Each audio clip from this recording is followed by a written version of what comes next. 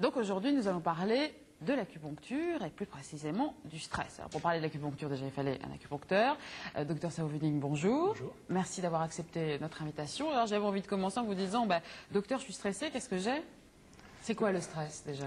Le stress, c'est un manque d'adaptation de l'être humain face à une situation angoissante, stressante donc. Ouais. Et ce stress entraîne au niveau du vécu du malade un état de peur.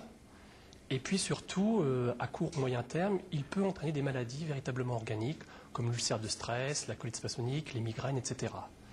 Donc c'est tout un traitement en profondeur qu'il faut faire, car on ne peut bien sûr pas agir sur l'environnement du patient, l'environnement stressant, mais on peut augmenter ses possibilités de réponse. Alors l'acupuncture, non pas, c'est pas un remède miracle. L'acupuncture, on rappelle quand même que vous travaillez sur des points précis du corps avec des petites aiguilles. Oui, alors je vois que vous avez un mouvement de recul. Pas du tout, j'ai pas essayé, il paraît que c'est pas douloureux du tout. L'acupuncture ne fait pas mal. Si ça fait mal, c'est que c'est mal fait. Ah bon, alors comme ça, au moins c'est savoir. Si les téléspectateurs vont voir un acupuncteur, si vous allez voir un acupuncteur qui vous fait mal, c'est que c'est pas un bon acupuncteur. Donc, alors, vous travaillez sur des points précis? Des points d'acupuncture qui sont eux-mêmes situés sur des trajets énergétiques appelés méridiens. Et si vous voulez, ces ponctures d'aiguilles participent à un meilleur équilibre de l'énergie. Il y a une énergie négative qui est l'énergie yin, une énergie positive qui est l'énergie yang. Et quand ces deux énergies sont équilibrées, eh bien l'homme est en bonne santé. Bon, alors quand on vient vous voir et que vous avez affaire à des gens stressés, je suppose qu'il y a différentes sortes de stress aussi. Bien sûr. Vous avez des gens qui sont stressés parce que déjà ils sont nés stressés, hélas. Vous avez des familles de stressés, d'angoissés. Ah bon? Oui. Ils ont des phobies, phobie de prendre l'ascenseur, l'avion, etc. Ça fait partie du stress, ça? Tout à fait. Ah d'accord. Oui. Vous avez aussi des gens qui sont stressés par leur environnement affectif, familial, professionnel. Et Dieu sait si en ce moment l'environnement en Occident est stressant. Donc on peut dire, excusez-moi de vous interrompre, mais on peut dire que le stress c'est une maladie du siècle justement, c'est une maladie qu'on rencontre plus maintenant? Oui, tout à fait.